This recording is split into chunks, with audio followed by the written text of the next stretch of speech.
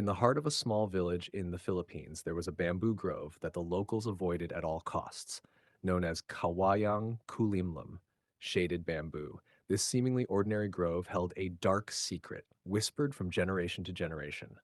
The grove was said to be the home of a Tikbalang, a half-man, half-horse creature from Philippine folklore, known for leading travelers astray. But this Tikbalang was different, more sinister. It didn't just confuse those who entered the grove, it claimed them.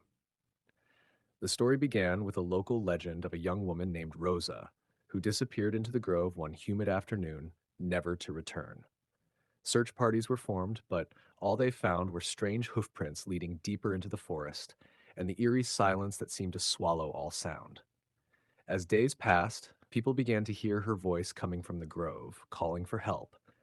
Yet those who ventured in after hearing her cries were also never seen again.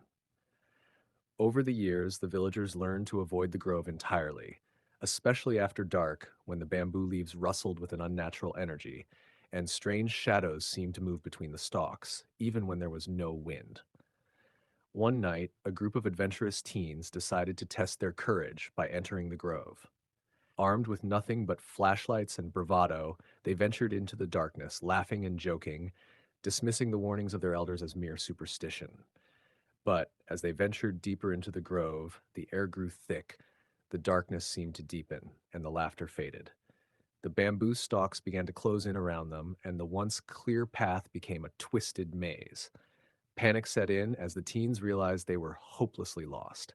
Their flashlights flickered, and in the dim light, they began to see the shadow, a tall, looming figure with the head of a horse and eyes that glowed red in the darkness.